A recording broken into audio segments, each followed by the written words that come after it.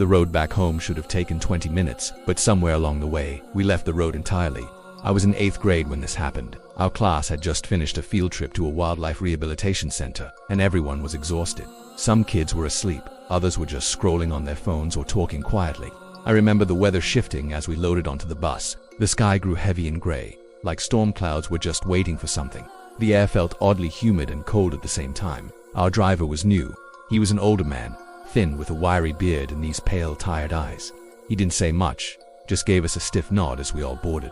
The first part of the ride was completely normal. We recognized the roads, the same intersections, the same gas station we had passed earlier that morning. Then, we hit traffic. A long line of cars stretched ahead, brake lights glowing red in the dull afternoon. The driver muttered something under his breath, then turned the wheel and eased the bus onto a side road. At first, none of us questioned it. Adults do that, right? Find shortcuts. But the farther we drove, the stranger everything felt. The road narrowed until the trees were pressing close against the windows. The sky dimmed, like evening had arrived way too fast. The pavement turned patchy, and then, without any warning, it just became dirt. A student named Marcus finally spoke up. Are we supposed to be out here? The driver didn't respond. Our teacher walked down the aisle toward him. Sir, I don't think this is the right route. The driver's hands tightened on the wheel. We're avoiding the traffic, he said, his voice low and rough. This road gets us there quicker, but his tone wasn't reassuring at all. It sounded like he was trying to convince himself. Minutes passed, but time felt stretched. The trees outside looked wrong. Too tall, their branches tangled together like ribs. There were no signs of houses, no other cars, no sound except the scraping of branches against the metal and the steady hum of the engine. One girl started crying softly. Then the bus lights flickered. They went out for a second, just long enough for the darkness outside to feel like it was swallowing the windows. When they flickered back on, someone gasped. There was something on the side of the road. At first I thought it was a deer, but as we got closer I realized it was a person. A woman standing perfectly still. Her head was tilted downward, her hair soaked and hanging. The driver didn't slow down. As we passed her, her face lifted just enough that I saw her eyes. They were wide, unblinking, like she recognized us. Kids scrambled away from the windows. Even our teacher looked pale. She spoke again, firmer this time. Sir, turn around. We need to go back. The driver's jaw clenched. We can't go back, he whispered. Not now. Those words sent a cold, crawling feeling right through my chest. The dirt road eventually ended at an old wooden bridge, half-rotten, barely standing. The driver pressed the brake, and the bus jerked to a stop. The engine rumbled loudly in the silence. No one spoke. Then the driver turned around, and for the first time he looked at all of us. Really looked at us. His eyes were wrong, glossy, exhausted, terrified. There's someone on this bus, he said quietly. Someone who wasn't there this morning. A few kids laughed nervously, thinking it was some messed up joke, but his expression didn't change. They don't belong, he murmured. They've been trying to get back. And if we return to the main road before they reveal themselves, they'll take one of you instead. My heart was pounding so hard it hurt. Our teacher snapped. Enough. Open the doors. We're done here. But the driver shook his head slowly. If I open those doors, he whispered, they'll walk right across that bridge, and you'll never see them again. Silence. Every kid on that bus suddenly became very aware of everyone else. Someone whispered count. We did out loud 28 students. But only 27 came on the trip. The bus felt colder. The windows frosted slightly around the edges. Someone sobbed quietly. The driver leaned back in his seat. Whoever it is, step forward. No one moved. Then something shifted behind us, a shape in the aisle, small, head down. A boy. I had never seen him before. He walked slowly toward the front, his feet silent on the metal floor. As he passed seat after seat, no one breathed. When he reached the front, the driver nodded once. Go. The boy walked to the doors. They slid open with a long hiss. Cold air flooded the bus. The boy stepped off and walked toward the broken bridge, disappearing into the thick fog beyond it. We waited. No one spoke. Finally, the doors closed again. The driver put the bus in reverse, not saying a word. This time, the way back was short, too short. Within minutes, we hit paved road again. Traffic lights, buildings, civilization. No one asked what happened. No one wanted the answer. When we pulled into the school parking lot, the driver didn't say goodbye. He didn't look at us. He just stared straight ahead. His hands were shaking. The next day, we found out he never returned to work. They still haven't found him. If this story left you unsettled, make sure to like, comment, and subscribe to my channel. And next time you're on a bus, don't assume everyone riding with you is supposed to be there. Sometimes the scariest thing isn't what you see, it's what everyone else refuses to acknowledge. I'm a teacher, and I've taken dozens of classes on field trips. Museums, aquariums, planetariums, you name it. They all blur together after a while. But there's one trip I can't forget, no matter how much I want to. It was late November, cold enough that the kids' breath hung in the air like little ghost sand. We were headed to a local history museum. The school district had strict rules, a head count before we left, again when we arrived, and once more before we returned. I had 24 students on my roster. I remember because I triple-checked it myself. When we stepped off the bus, the museum guide greeted us with a stiff smile. She looked pale and tired, like she hadn't slept in days. After shaking my hand, the very first thing she asked was, "Is this everyone?" I nodded and told her we had 24 students. She stared at the group for a long, unsettling moment, and then frowned. All right. At the time, I just brushed it off. Inside the museum, the atmosphere felt off. It was too quiet for a place hosting multiple school groups. The lights were dim, and the air smelled dusty, like old books and cold stone. The tours started normally enough. The guide talked about local settlers, historical artifacts, reconstructed rooms. The kids were restless but generally polite. As always, I walked at the back of the group, keeping an eye on everyone. About 20 minutes in, one of my chaperones, Mrs. Keller, tapped my arm. Her face was ashen. Did we pick up another student?" she whispered. "What do you mean?" She pointed toward the middle of the group. "That boy, the one in the blue jacket. I've never seen him before." I looked, and there he was. A boy walking between two of my students, small, about 8 or 9, wearing a faded navy coat with a hood lined in fur. The hood covered most of his face. He wasn't talking, just walking, completely silent. A weird chill crawled up my spine, but field trips can be chaotic. Kids sometimes wander between groups, so I called out, trying to sound friendly. "Hey buddy, what's your name?" He stopped walking. Slowly, he lifted his head just enough that I could see a pale jaw and lips slightly parted, like he was about to answer, but he didn't. Not a word.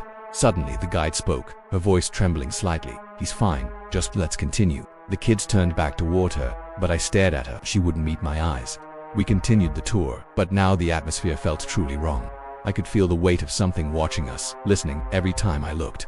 The boy in the blue jacket was there, but never in the same place. One moment he was near the front, the next he was standing right behind me. There was no sound, no footsteps, no breathing. Halfway through the tour, we stopped at an exhibit of old family portrait soil paintings from the 1800s. The frames were ornate, the varnish almost black with age. As the guide spoke, the students leaned in. I scanned the group again. The boy was standing face to face with one of the portraits, so close his nose was almost touching the glass. I walked over. "Hey," I whispered, softer this time. "You need to stay with the group." He didn't move. I placed a hand on his shoulder. His coat was ice cold, like touching winter metal. Very, very slowly, he turned his head toward me. His hood shifted just enough that I finally saw his face. His skin was grayish, not sickly pale, but wrong. His lips were cracked, and his eyes looked cloudy, like someone who had cataracts or had been underwater too long. He opened his mouth slightly, but before he could speak, Mrs. Keller screamed. I whipped around, and she was pointing at the portrait the boy had been facing. It was a family painting of 4 people, a mother, a father, a daughter, and a little boy in a blue fur-lined coat. His face in the painting was blurred not from age, but smeared. Like someone had deliberately erased him. When I looked back at the real boy, he was gone. No footprints, no sound, nothing. The guide slammed the portrait room door shut and whispered in a panic. "There are rules here. Never speak to him, never touch him, and never count him." My heart was pounding. The kids were terrified. One asked if he rode with us on the bus. Another said they'd seen him at recess last week. None of them could agree on when they first noticed him. When it was time to leave, I counted 12, just as it should be. But when I stepped onto the bus, I felt eyes on me. I looked down the aisle. Halfway back, leaning between 2 seats, was a small blue coat with a fur-lined hood. No face, just the shape of him waiting. I didn't say anything. I sat in the front and didn't look back the whole ride. When we arrived at the school, the seat was empty. No coat, no child, but the last student off the bus paused, turned to the back, and whispered, "Bye." I've taken 5 more field trips since then. Every time, I count slowly, carefully, because now, sometimes, I get 25, and each time I pray I'm just tired, that I miscounted, that he didn't follow us back. But the guide's warning still echoes in my head. Never count him. If this story gave you chills, don't forget to like, comment, and subscribe. You never know who might be listening. Some people disappear forever, but sometimes they come back, still wearing the uniform. I was a junior in high school when this happened. Our class went on a field trip to an old historical mansion just outside of town. You know, the kind of place kids whisper is haunted, but the adults just laugh it off because ghost stories are good for tourism. The morning of the trip, it was raining hard. Thick fog clung to the road the entire drive there, and by the time we arrived, the mansion looked like it was fading in and out of existence. My first uneasy feeling hit the moment we stepped off the bus. The place felt too quiet. There were no birds, no wind, no sounds at all except for the rain. Waiting at the entrance was a man dressed in a faded colonial-era outfit. He stood completely stiff, with his hands clasped behind his back and his chin lifted like he was expecting us. His clothes looked old, not like a museum replica, but more like they'd been dug out of a grave and shaken off. The buttons were tarnished, and the fabric was dull and frayed. When we got closer, he smiled, but it didn't reach his eyes at all. "Welcome," he said. His voice was low and totally monotone. "Follow me, and do not wander." Our teacher thanked him and introduced him as our guide, but the man just stared blankly, like he didn't hear her or just didn't care. The inside of the mansion was dark and smelled like damp wood and something faintly metallic. The air was absolutely freezing. Every breath I took felt heavy, like it didn't want to leave my chest. As we followed the guide through long hallways and narrow staircases, he spoke softly without ever turning around to face us. "In this home," he said, "many souls lived, and many would never leave." A few kids in my class snickered, clearly thinking he was just laying it on thick for dramatic effect, but there was something about his tone that felt wrong. He sounded like he wasn't just telling history, he was remembering it. At one point, we reached a room with a long wooden dining table. Dust covered everything, yet the chairs were perfectly arranged with plates, utensils and goblets all set out, as if they were waiting for guests. The guide finally turned to us and, I swear, he was closer than he should have been. 1 second he was across the room. The next he was right in front of us. "There were once 12 seats here," he said quietly, "but only 11 left alive by the final night." A girl in my class raised her hand, laughing nervously. "How did they die?" The guide stared at her for a long moment, and his eye twitched just slightly. "They did not die," he whispered. "They were taken." The room suddenly felt even colder. Our teacher stepped forward, trying to keep things moving. "Are we allowed to see the upstairs bedrooms?" The guide's head slowly tilted, like he had to think about the question almost, like he hadn't heard someone speak in years. "Yes," he finally said. "Follow." The staircase creaked under our weight, and with every single step the air grew colder. Halfway up, I looked back and I noticed the guide's feet weren't touching the floor. They were hovering just an inch above the wood. My stomach completely dropped. I didn't say anything. I wasn't sure if anyone else had seen it. At the top of the stairs was a long hallway with wallpaper peeling like dead skin. The guide stopped in front of a door and placed his hand on it. "No matter what you hear," he said flatly, "do not open this door." Someone in the back whispered, "Okay, yeah. This dude is trying way too hard." The guide turned his head sharply, almost in a snapping movement, and stared right toward the person who whispered. No expression, no blink. Then, without another word, he continued down the hall. My friend Jenna leaned close to me and whispered, "I don't think this guy works here." I nodded, but before I could reply, someone screamed. It was a short, shocked scream, and it came from the door we were told not to open. The teacher spun toward it. "Who opened that?" No one answered. The door was now cracked open just an inch. Behind it, something moved. A slow, dragging sound, like someone pulling their feet across the floor. The guide appeared beside the door without walking. He was just suddenly there, his hand pressed firmly against it. "Enough," he said sharply. His voice sounded layered, like multiple people were speaking at once. We were all frozen. Finally, the teacher forced a laugh. "All right, that's enough spooking for one tour. Let's head back." The guide didn't respond. He just stared at us. His expression wasn't threatening, or angry, or sad. It was just empty. When we reached the exit, he stood aside and motioned for us to leave. But as I walked past him, he leaned in close, so close I felt a cold breath against my ear. "They always send new ones," he whispered, "but no one ever replaces me." I hurried to the bus without looking back. Once we were all seated, the real museum coordinator stepped onto the bus, holding a clipboard.